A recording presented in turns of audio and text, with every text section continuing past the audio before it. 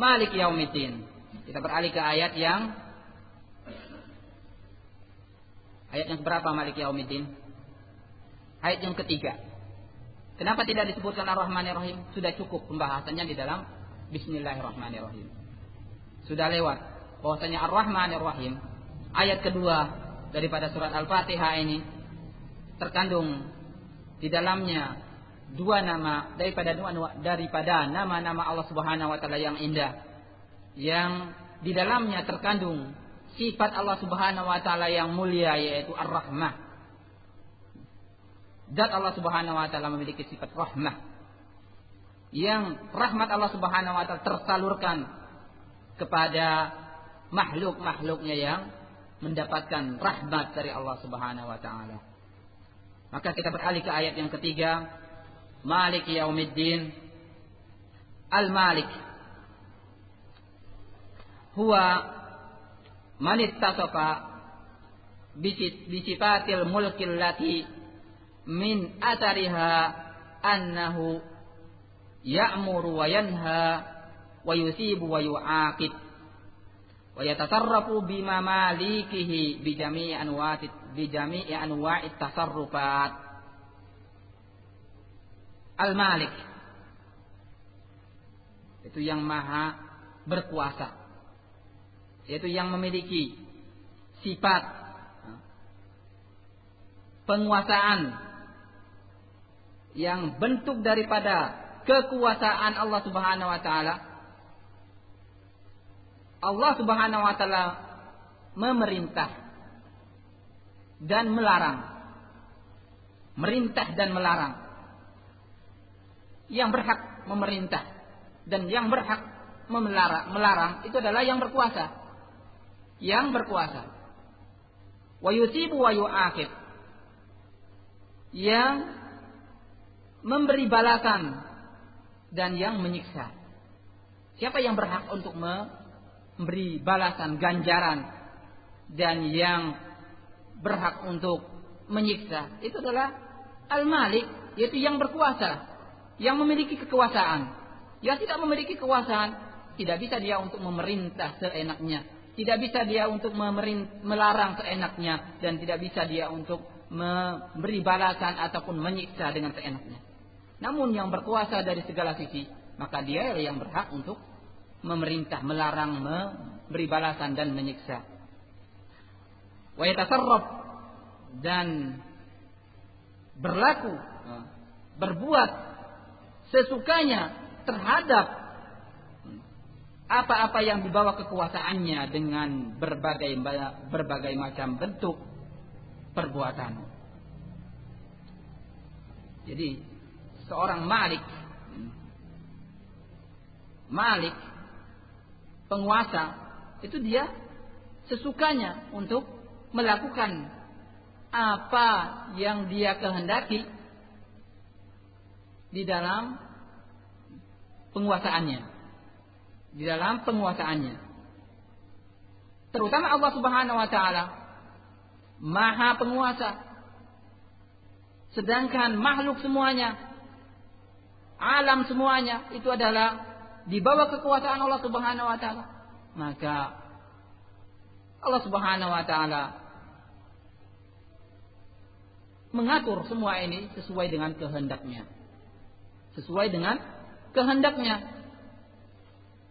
Wa adafal al-mulku liyaumiddin, dan al-mulku ini, kekuasaan ini dinisbatkan ke yaumiddin, hari pembalasan. Apa rahasianya?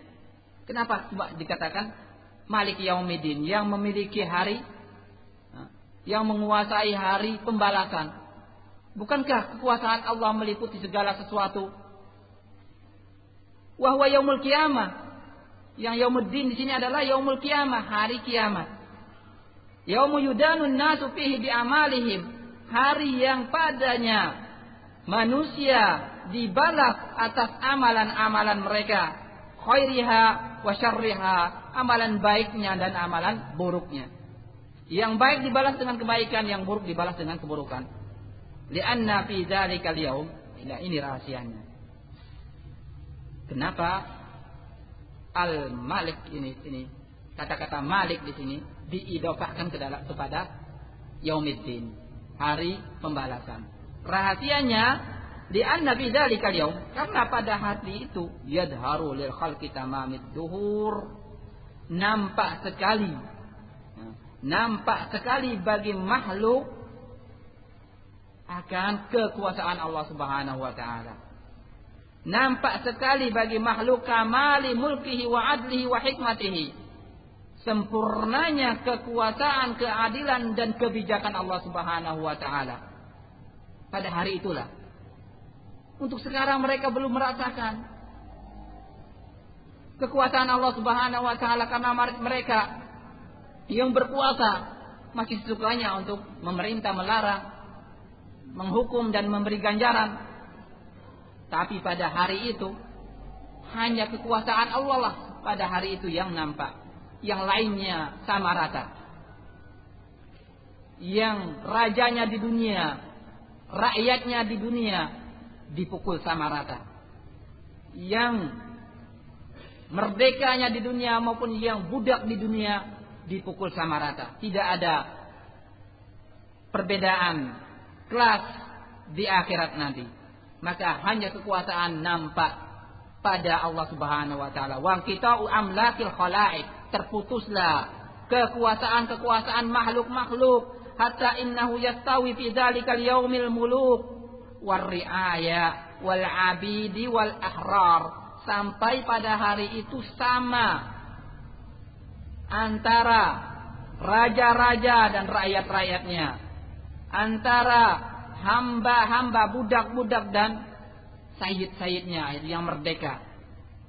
Orang-orang yang merdeka, tidak ada perbedaan pada hari itu. Semuanya dibangkitkan dalam keadaan telanjang, dalam keadaan tidak memiliki sandal, dalam keadaan tidak dikhitan, sendiri-sendiri. Kulluhum mad'ununa li'azamatihi khadi'una li'izzatih, semuanya tunduk, merendahkan diri untuk keagungan Allah Subhanahu wa taala, keperkasaan Allah Subhanahu wa taala. Muntaziruna limujazatihi, semuanya menunggu pembalasan Allah Subhanahu wa taala. Ini rahasianya. Kenapa hanya disebutkan Malik Yaumiddin, bukan Malik alam semesta ini? Jelas kalau alam semesta ini adalah di bawah pemilikan, di bawah kekuasaan Allah Subhanahu wa taala. Namun penyebutan hari kiamat di sini untuk mengingatkan kepada hambanya bahwasanya nampaknya kekuasaan Allah Subhanahu wa taala bagi mereka nanti pada hari kiamat, ketika tidak ada perbedaan antara raja-raja dan rakyat-rakyatnya, antara yang merdeka dan antara budak-budak. Semuanya ketika itu tunduk kepada Allah Subhanahu wa taala, semuanya merendahkan diri kepada Allah Subhanahu wa taala, menunggu balasan Allah Subhanahu wa taala. Rajuna sawabahu, mengharapkan pahala Allah Subhanahu wa taala. Khaifuna min iqabihi, takut akan siksaan Allah Subhanahu wa taala. Falidzalika khassahu bidzikr, oleh sebab itu dikhususkan Yaumiddin di dalam penyebutan di dalam Malik Yaumiddin. Wa illa fahuwal malikul yaumiddin wa li ghairihi minal ayyam. Kalau tidak, maka Allah Subhanahu wa taala itu adalah Al-Malik, Maha Penguasa untuk hari kiamat maupun yang lainnya daripada hari-hari di dunia maupun di akhirat. Namun kenapa dikhususkan penyebutannya di sini? Untuk mengingatkan kita bahwasannya pada hari nanti tidak ada penguasa sama sekali kecuali Allah Subhanahu wa taala.